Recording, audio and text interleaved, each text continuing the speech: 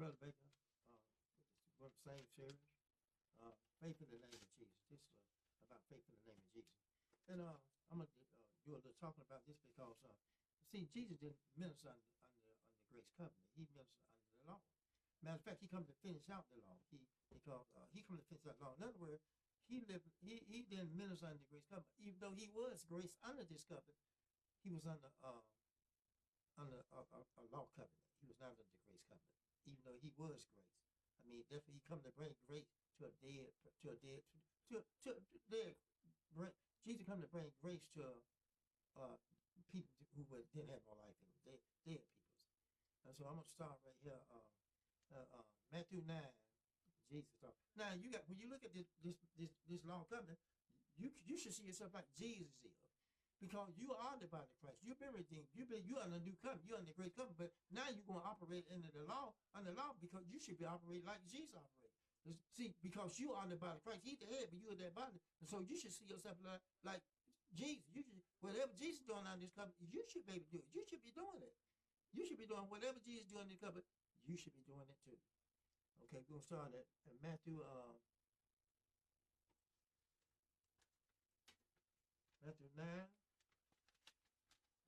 Verse 3.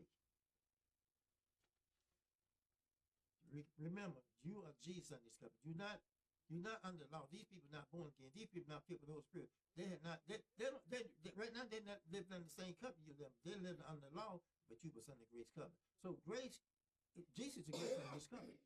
So on this covenant, you should be operating like Jesus is. You got the same thought, the same power, same faith, same everything that's in Jesus in you. So this way, we should be operating under this law covenant, because we're under the great covenant. We're not under the law and the law. We were redeemed from the curse of law. The Bible said Christ become a curse for us. So we're not under this system any longer. We're under the great system, the grace covenant. Matthew 9, verse 3. Jesus. And behold, certain of the tribe said within themselves, this man blasphemy. And Jesus know their thought. And Jesus know their thought. When Jesus know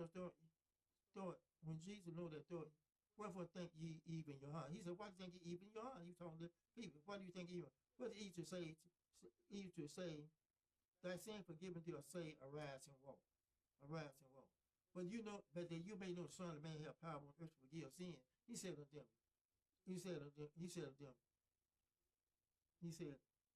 may know that the Son of Man had power on earth to forgive sin. He said to them, he said to the sick and the apostle, arise, take up their bed and go into their house. And he arose and departed into his house. And when the multitude saw it, they marveled and glorified God for giving such power to man. For give such power to men.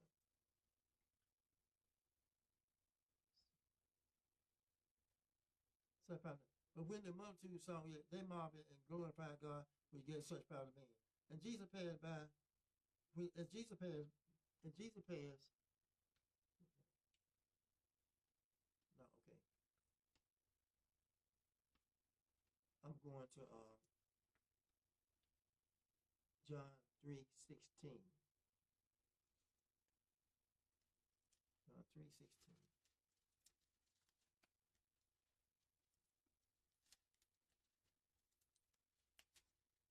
Remember, you're not under law, you're under grace. But these people right now these people don't have the same covenant you have. They was operating under law, but you operate under the grace covenant. John 3:16. Everybody know this. John 3:16. The Bible says God so loved the world. For God so loved the world, he gave his only begotten Son, whoso believeth should not perish, but have everlasting life. But God sent not the Son to the world to condemn the world, but the world through him might be saved. He that believe on him, is not condemned, but he that believe not is condemned already, because he not believed in the name of the only begotten Son of God. And this combination, that the light is coming in the world, and men look darkly rather than light, because their deeds were evil. For everyone that does evil hates the light, neither come to the light, that his deeds should be reproved. For he that does truth come to the light, that his deed may be manifest, they are wrote in God. Going to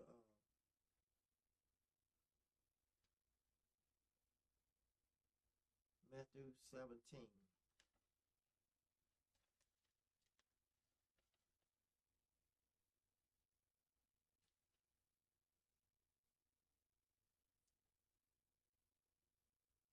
17:17. Jesus talking. And Jesus answered and said, O faithful generation, O faith and perverse generation, how long shall I be with you? How long shall I suffer you? Bring him to me to avoid the sick.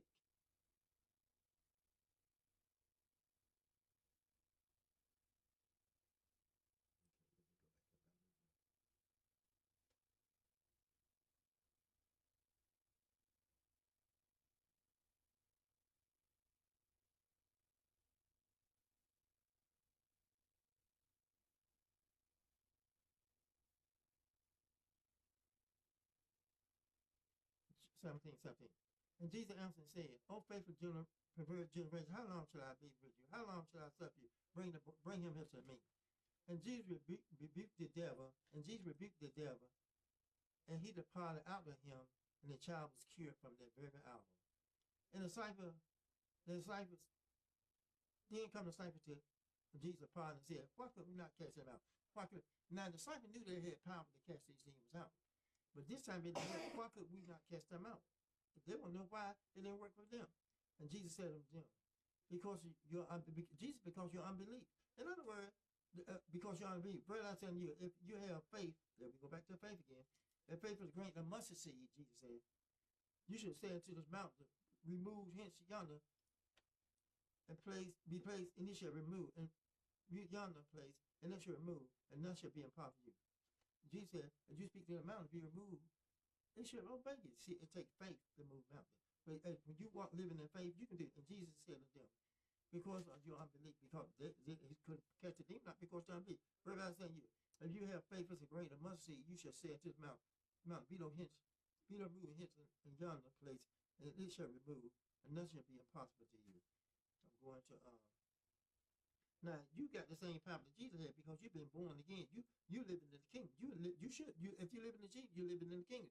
In other words, you got power to cast out demons, to lay hands on sick, to cast out demons, to heal the sick. And you got power. You just got to get in live what you should in the kingdom. See, although we've been filled with the Holy Spirit and live in the kingdom, sometimes people come down from the kingdom and live in the flesh. They try to live in both places at one time, but you can't live in both places at one time. Because if you live in the flesh, you can't please God by living in the flesh. The Bible said you can't please God.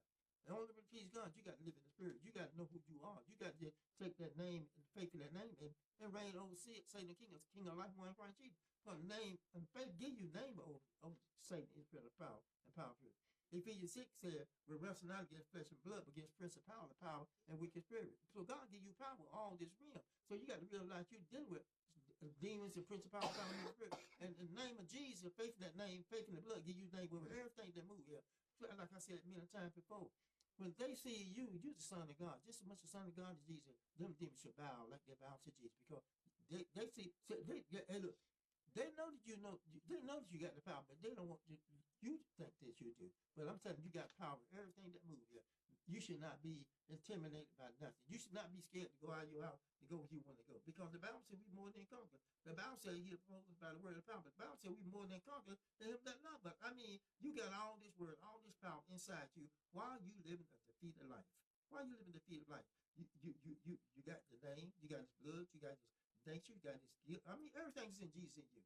When God said, be born, when you got born again, you were filled with everything that's in you. You got God living on the inside of you. How in the world can you be defeated with Almighty God living in you? I'm going to Acts 4. Acts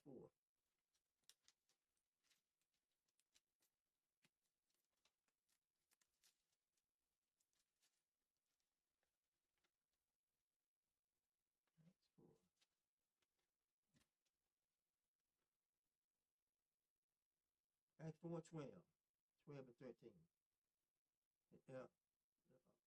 Paul. Neither there is salvation in other, but neither is there salvation in other. For there is none other name under heaven given among men whereby they must be saved. When they been so. And when they saw the boldness of Peter and John, and see they were unlearned, ignorant men, they marveled and took knowledge they had been with Jesus. See, people can tell when you've been with Jesus. When you're born again, when you get born again, people should see that they should see And when they saw that boldness of Peter and John and perceived that they were unlearned and ignorant men, they but marveled and took knowledge they had been with Jesus. See, when you got born again, filled with the Holy Spirit, people take knowledge that you've been with Jesus.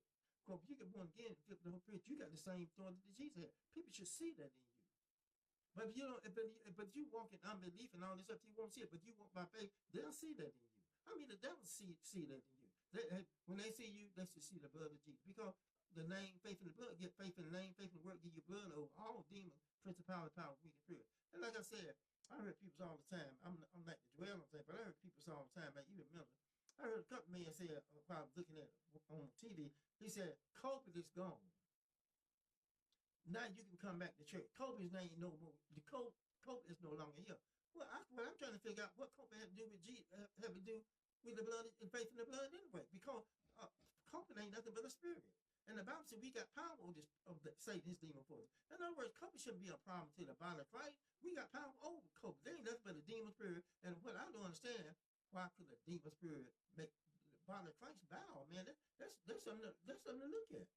And then they talk about faith all the time. Every time you see them, they talk about faith. But I remember going to the church, and the man told me and my wife at the church, they told us it was 100, man, there was plenty of seats in us downstairs. They told us we got to go up to the upper room.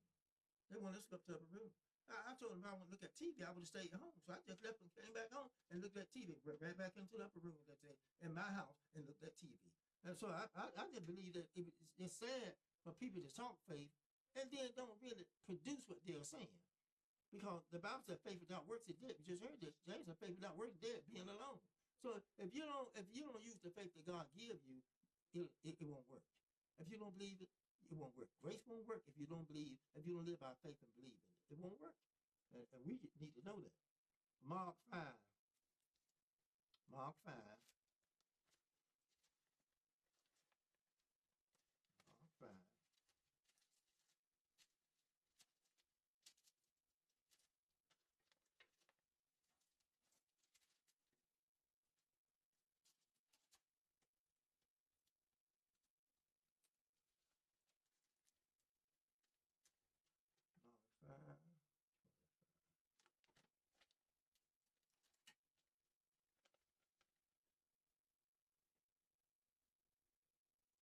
This is about a woman, Mark 5. This is about a woman who had an issue of blood.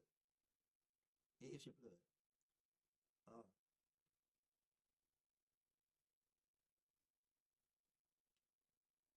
We go into Mark 22. I'm sorry, Mark 20. And behold, there come one of the rulers of the synagogue, Jairus by name. And we saw Jesus, he fell on his feet. Now this man was a man in authority. And he see Jesus, he falls on his feet, bows down before Jesus. And besought him greatly, saying, My little daughter lies at the point of death. I pray thee come and lay your hand on her. She may be healed, and she shall live. She shall live. And Jesus went with, the Bible says Jesus went with him. Much people followed him and stoned him. And a certain woman which had the issue of blood 12 years, had suffered many things, her many physicians had spent all that she had, but nothing better but grew worse. And she had heard Jesus, and when she heard of Jesus coming and pressed behind him and touch his garment. But she said, if I may touch his clothes, I should be made whole. She said, if I may touch his clothes, I should be whole. And you know what? You got a better cup this woman did. You got Jesus living inside you. Man, you ain't got no business being sick. I mean, because the Bible says he don't take care of all your diseases, all your sickness. When Jesus, hey look, Jesus went to the cross and took care of everything for you. Your sickness, your disease, everything. They put it all on Jesus at the cross. I mean, he took it all at the cross. I mean, we don't really have no business carrying sickness and disease in our body because we are the body of Christ. And Christ didn't carry no sickness in the body of Christ. You don't see him laying around talking about you sick. And I think now we just don't need to be carrying it in our body because we are the body of Christ. We represent Jesus, and we shouldn't be carrying sickness because the Bible, by the stripes of Jesus, we are healed. So you got to take that word and put it in the word and realize by the stripes of Jesus, you are healed. He is a bunch of scriptures about talking about healing, and we don't receive our healing. The Bible, Proverbs 4 said, the word is doesn't to our flesh. I mean, you got right to be healed. The Bible, you got the same right that Jesus had to be healed. And you should never be without. I mean, you should be healed. And he suffered many, and a certain one which had an issue of blood 12 years, and suffered many things I'm in a position I had and spent all she had. Spent all she had. With nothing better but rather grew rich. When she heard of Jesus coming and pressed behind him and said, if I may touch his clothes, I should be made whole. And she said, I may touch your clothes, I should be made whole. And straightway they found her blood was drawn up. And she felt in her body she was healed of that pledge. She felt in her body she healed. Now this one was important. She was up on Abraham coming. You up on the great coming. And this one received healing. Now what I don't understand why you got Jesus living inside. You don't need to touch his garment. He's inside you. You don't need to touch his garment because he's inside you. If this woman can touch Jesus' garment and be healed with God living inside you, how can you not, why are you not being healed? I mean, you got God on the inside of you. You carry sickness in your body. Jesus, we are the body of Christ. We're redeemed. And I mean, we just sometimes lay down to this stuff, but we should be laying down to sickness and disease and devils and demons because we got power over this realm. And straight the found her blood was drawn up, and she found her body. She was healed of that pledge. And Jesus immediately knowing himself that batch had gone out, and turned about, and the prayer said, who touched my clothes? And the disciple said to him, those here's the multitude stoned and did, and said, who touched me? And he looked around about to see her that done this thing. And the woman, fearing and trembling on from done in her, come and fell down before him and told them all the truth. And Jesus said to her, daughter, that faith has made thee whole. Go in peace and be whole of thy pledge. Now, this woman faith made whole. Your faith should make you whole. I mean, you got a better covenant, better promise. This lady here, you just said she was operating Abraham, Moses come the law. She was operating the law, and her faith made whole. And we've been born again, filled with the Holy Spirit, got God inside of us, and our faith is not making us whole. I don't understand that. Why aren't we not working whole? Because we are the body of Christ. This lady was in the body of Christ when she got her blessed because she was asleep. She was doing her Abraham. But we've been born again. Right now, we got a better covenant than Abraham had. Abraham was not a son. Abraham was a friend. That's all he could be called, a friend. But the Bible said we are sons and daughters of Christ. I mean, we are family. The family get the same treatment the head get. The body get the same treatment the head get. But we got to just put the word and stand on the word and don't move. I'm going to stop here.